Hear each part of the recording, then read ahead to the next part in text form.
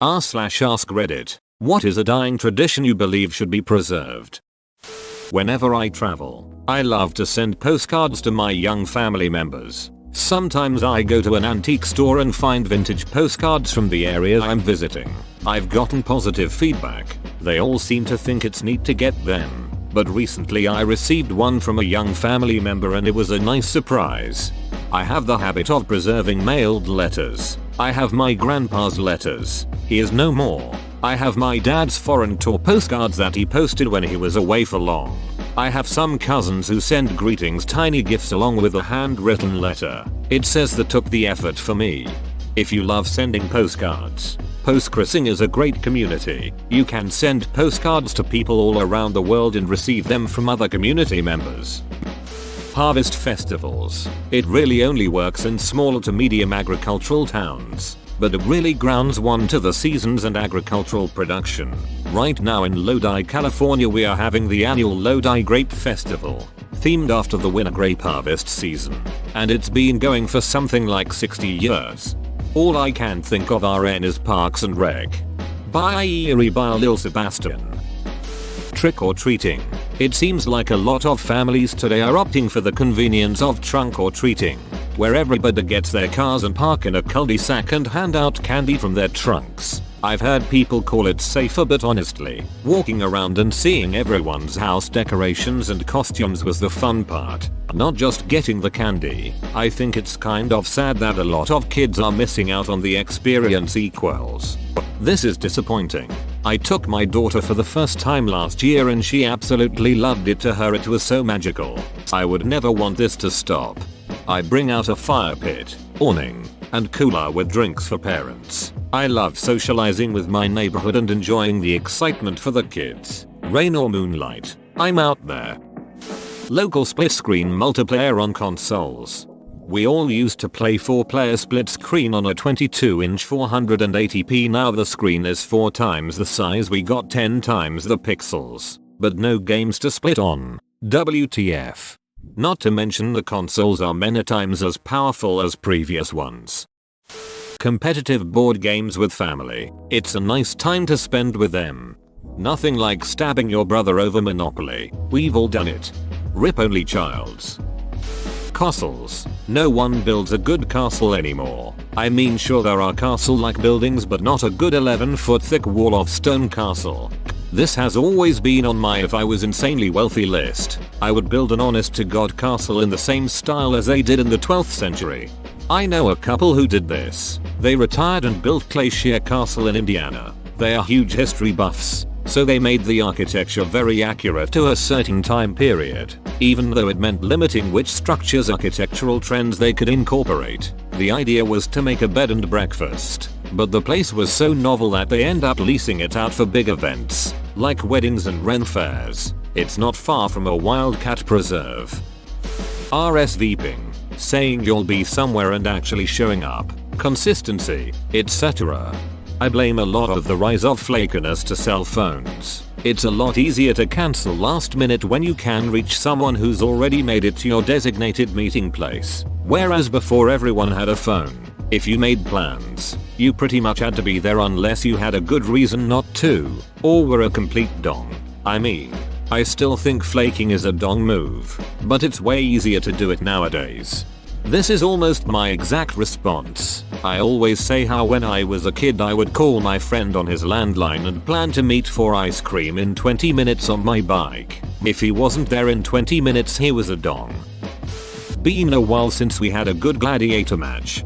I almost feel like death fights will happen again at some point in the future somewhere. MMA has been mainstream for a while and eventually someone will want to push the envelope with something more brutal like MMA did back in the day with boxing. I doubt it will be straight up death matches, but something crazier will definitely come around sooner or later. In my opinion, martial arts fights should be like the tournaments in Dragon Ball. There's only 3 rules. The fight finishes when a fighter is a. Knocked out of bounds, B. Knocked out for a certain amount of time, or C. They give up. No weapons or items, no killing. Other than that, go nuts, fight however and as brutally as you want using whatever techniques and fighting disciplines you want. No time limit, no refs stopping the fight due to an injury, and no illegal body shots, i.e. kidney punches. Sobremesa, that time at the end of a big dinner with friends and loved ones where you just sit around the table drinking wine and shooting the shit. Forget doing the dishes. Forget running off to go and do whatever. Just make some time to sit and spend time with people and enjoy some good dessert and a nice glass of whatever without getting drunk for the sake of it. My entire family does this except we brew a pot of coffee. It's like an unspoken thing after dinner that every has a cup of coffee and hangs out. I feel like every Hispanic family I know does this. I always hated it as a kid, but now it's nice to drink some good coffee and have a random conversation. Sitting on your porch. I love it. But I thought before, if everyone sits on their front porch, everyone would just be looking at everyone else sitting on their porch. Would there be a common knowledge that we don't start crossing streets and property lines to mingle? If I need to speak to Charlie across the street about carpooling, do I have to call him? Can I shout out? Or is it like invisible walls are up during porch sitting? Sitting on my porch right now, staring at my phone instead of watching the world go by. Bringing flowers on a first date. It's so cheesy, but no one has ever brought me flowers. I have, however, received countless dong pics.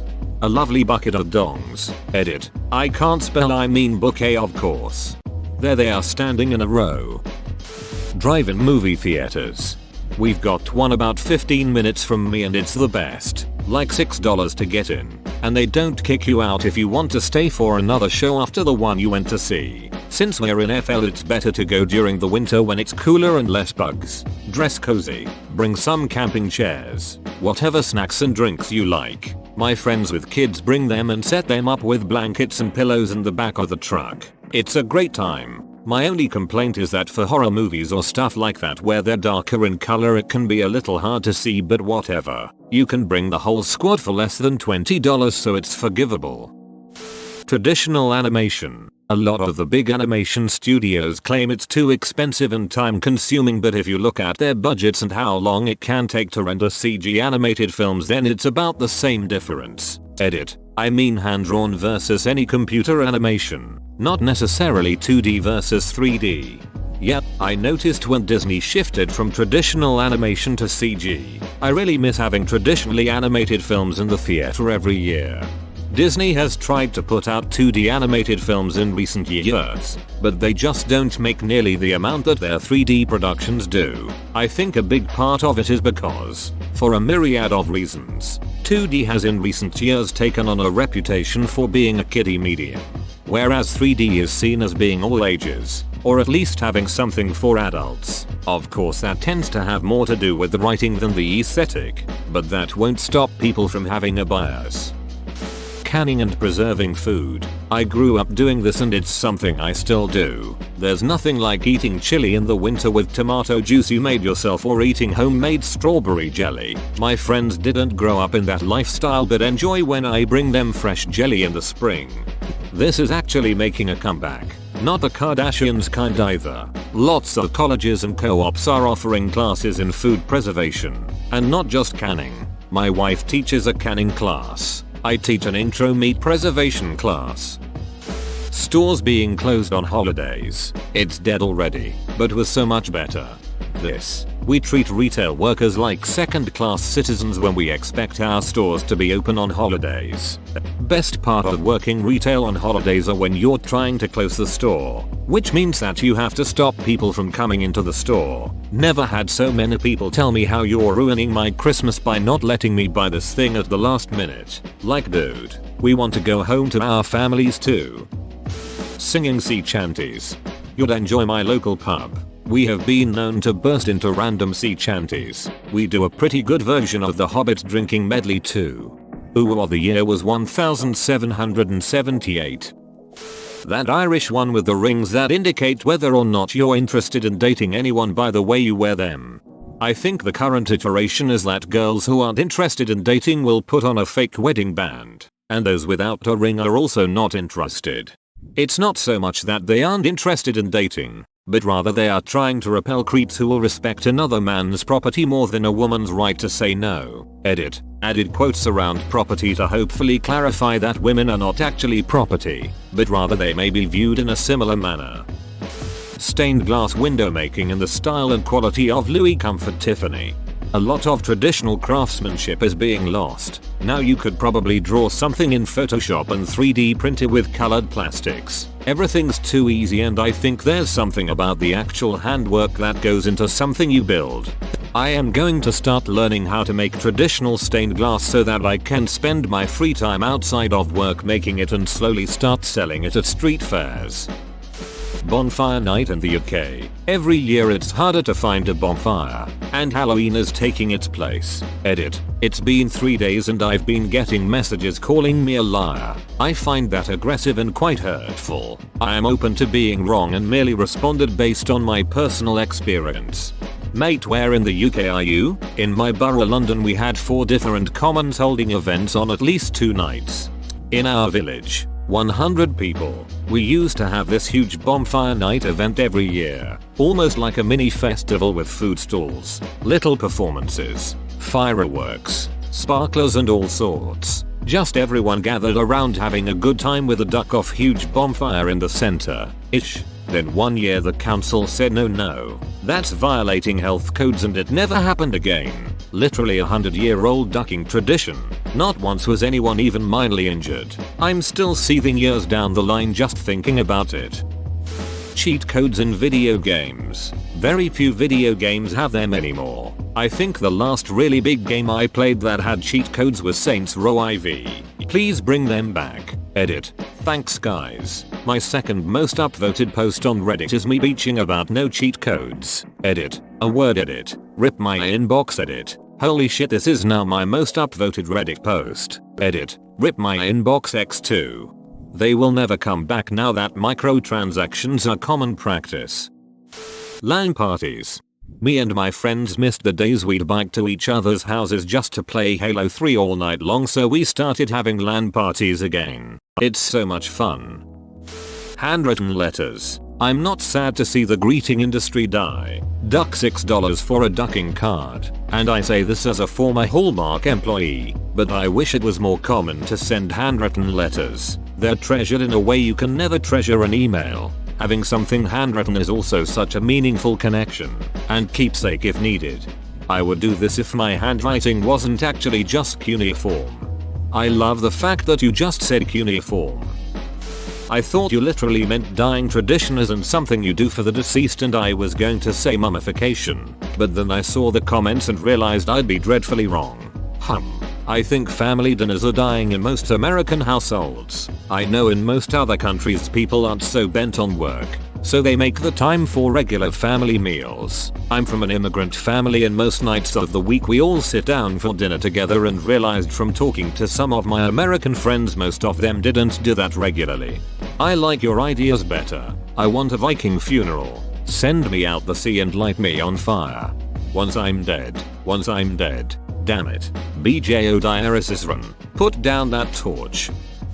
Fixed work weeks. I'm off on Wednesdays and Thursdays. I can plan things for those days. Every job I had before this would give me 2 days off every week, but I'd never know when they were going to be until the Sunday before. It's no way to live, and it doesn't make for happy employees. Edit to leave this for the people who don't understand how this happens. Physical texts, be it books or written letters, and games. My old high school just did away with physical textbooks. Most of the computers and printers. Every kid is given a Google Chromebook at the beginning of the year, and they do all their work on that. It is ducking weird to me. Those things would have been broken and stolen hardcore by my generation. I would hate not having enough screen real estate to have multiple windows open when doing homework. I'm fine with ebooks if it's a separate device, or I can put the window on one half of like a 24 inches monitor. But trying to do homework with an ebook on a small laptop would be horrible. If I'm doing math homework, I'd want to have the book, Slater, and probably Wolfram Alpha all open at once. Learning how to live off the land. All these survival foods you buy for hiking, camping, etc. might not always be available. I love watching Primitive Technology on YouTube because he shows how to live off the land without any modern tools. The only modern things in his videos are his shorts and the cameras recording the video. As much as I enjoy watching Primitive Technology, if something happens in society where we're back to building huts out of mud and rocks, I'm not sure if I wanna make it. LOL. That's what I think when there is talk about a zombie apocalypse. There's always people fighting tooth and nail to live. My brother is a big fan of a future zombie outbreak and got angry when I didn't get passionate about learning to survive. He asks, "What are you going to do when zombies happen?" I just said, "I'm going to die, comma." He's 36 BTW. I'm fairly sure that this is the 5th I'm answering this question with this, but I'm going to keep doing it until it comes back. 2 adults should be able to consent to age UL to the death. I've definitely seen you post this 5 times this week. I know this because I upvoted it all 5 times. Can think of several. Native languages are dying off all over the world. Some organizations are trying to fight this by recording what they can. But we are still losing languages every day as the elders die. Neon signs are a dying art form. And thousands of signs stop working every year with no one to fix them, as fewer people know how to fix them. Gold leaf is another art form you hardly see anymore, except maybe on the latest food trend or fire trucks. Not sure if you heard about Brazil's National Museum burning earlier this month. https://www.cnn.com. The 2nd of September 2018, America's Brazil National Museum Fire Intel Index. HTML1 Article 1 read, I think maybe NY Times, said the museum housed some recordings of dead languages that are now lost because of the fire. The fire happened because Brazil's government kept cutting back on funding for the museum and the building wasn't maintained properly. It's really an unfortunate lesson to learn about the importance of our museums. Edit. I found the article one was thinking of. It's from The Atlantic and has more detail on what was lost. https://www.theatlantic.com Science Archive /2018/09 Brazil Rio de Janeiro Museum Fire /569,299. Home economics, as they used to call it, learning the basics of cooking, baking, sewing, cleaning and how to manage a household budget. They are useful and important things to know no matter who you are. Basic life skills would kill as a course in this day and age. Learn to cook from ingredients you won't feel bad for using. Learn how to fix things you own, like cars and some electronics. Learn how to balance a checkbook and budget. I think genuine thank you cards for big events, weddings, are important. If I'm about to spend $200 plus, it's nice to hear that your presence was appreciated. In a similar vein, RSVPing for big events.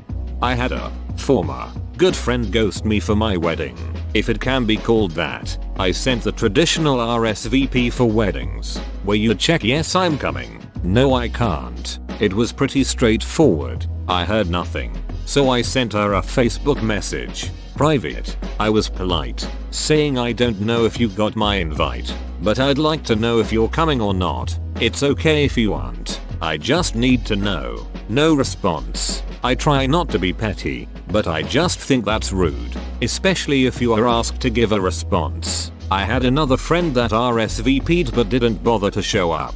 Come to think of it, she did the same thing for my shower, according to my maid of honor. Thanksgiving nowadays people just consider it as the day before Black Friday. Fact, Thanksgiving is my favorite holiday. Food and football, what is better? And my parents host our whole family every year. 25-ish people. One of my aunts asked my dad to move dinner up so she can go get in line at some store. My dad laughed in her face and told her we are eating at this time, if you can't make it tough shit, more leftovers for us. She chose shopping over the family and is now not invited this year. Your dad is pretty cool and a major boss. Cocktails at noon. I'll drink a cocktail at your noon. My noon. Noon in East Asia. Noon on the moon. You pour it. I'll drink it. We can save this one, boys. Went to DC recently and holy crap, are there a lot of restaurants that do bottomless mimosas during for lunch. A lunchtime pint of beer in the UK. It's good for morale. There's a reason the Navy used to give all the men rum every day right up until the 70s. So many jobs would be improved if you could duck off to the pub and drink a pint or two for an hour at lunch. One job I worked kept this tradition alive and remains the best workplace I've ever worked at. When I started my job, our office building was next door to a pub. We went there most lunchtimes. Then, after a couple of years, my team was merged with another team in another county, and our new office was on an industrial estate. Our first week there, somebody asked the other team where the nearest pub was, and they reacted like we'd asked where we could go to torture some puppies. This is pretty niche, but I'm Sami. We're the indigenous people of northern Scandinavia, commonly called Lapland, but I strongly urge against that name. I'm a second generation American, but my cousins are a big part of the reindeer herding tradition within the Sami, which is a small subgroup even within our small group. We've been doing it for a really long time. I believe archaeological evidence dates back to 2,000-3,000 years ago. There are now about 6,500 Sami actively engaged in reindeer husbandry, and the number is dwindling. I don't know what the exact numbers were even 50-100 years ago, but I do know that the Swedish and Norwegian governments were, especially 50 years ago, steadily trying to incorporate us into mainstream culture. That includes outlawing a lot of things, like teaching children in our native language, singing traditional songs, and so on, to severely limiting the ability to herd reindeer. My grandmother, for example, was taken from her family at age 13 and forced into a state school and never allowed to speak her language or see her family. She later emigrated to America to seek something better. I don't know if she found it. Today, we're a protected group and one of the only ones that are allowed to do so. But we now fight against a lot of youth being disinterested and wanting a mainstream, urban life. And I'm no different, but I'm starting to feel weird about it now that I'm 32. And it's hard to not feel like our identity is being eroded and slipping away. Well-designed matchbooks at bars and hotels. Branded sugar packets too. Saying no to kids more often. This so much. Watched a friend of mine go through her entire refrigerator with her kid last night looking for something that he wanted for dinner. All because he didn't want to eat the pasta she had already made him. He's 3. It's her kid, so I stayed out of it. But were he mine, that would not be happening. Tell him no FFS. Enjoying things without having to show it off on social media. People used to do things for the sake of doing things. Now it's just for their Instagram aesthetic. People still did that. When you visited, they'd get out the vacation photos, film strips, or the worst one of all, the slideshow. Paying employees fairly for a fair day of work without expecting people to give up their family for a ducking paycheck. With modern tech, we should have been able to work less. Instead, all we've done is produce more without a proportional raise in wages. It's bullshit. Yelling Worldster when a fight breaks out. Since WS has stopped posting fights and now they just post unfunny videos or thoughts. Intervening in a fight to stop it, recording it and yelling Worldster. Punctuality. I was raised with a pretty strict dad and am now in the military. Showing up on time is a huge part of who I am. Early in my life it went from me getting compliments and tabloids to now people making snarky comments like, wow, you're here early, or we never have people who actually show up at the exact time. Systems work better. It demonstrates mutual respect. It builds discipline and consistency and just makes us better people. Sharing meals with friends, family. Not a dying one, but a dead one. Hats. When I was young, the mailman wore one. Police, fire, milkman. I know, really old. Nurses, even repair people wore hats. Business people wore fedoras. What I am getting at is, in those days with uniforms, people immediately garnered respect because of the uniform. There was a standard that came with a sharp, well-maintained look. These days, one can hardly tell who is your bus driver or neurosurgeon. It seems the more casual we have become, the less respect we have for each other, simply because we don't see people in those societal roles, implying order. That is not a conservative observation. I am actually very liberal. I just think better defined roles made for a more respectful society. Probably not going to fly, but there is my 2 cents. The 3.5mm headphone jack. cooking proper food from fresh, non-processed ingredients. Hear me out on this one. Avoiding work on Sunday, keeping the Sabbath day holy, regardless of your faith background, or lack thereof. I think everyone could appreciate having one day a week where you have no expectation to work, and could identify with the world outside of consumerism. I grew up Mormon, where there is still a strong cultural expectation to avoid work, spending money or making others work on Sundays. One of the things I miss most from Mormonism is the relaxation and respite that practice brought. Nowadays it feels like all of my weeks blend together without consequence. It's just so difficult to avoid doing anything on Sunday without the community pressure support. Whoa, you made it to the end? You're a ducking beast. I'll cut you a deal. Smash like and subscribe for more curated content, bruh. It's free and that's a great price.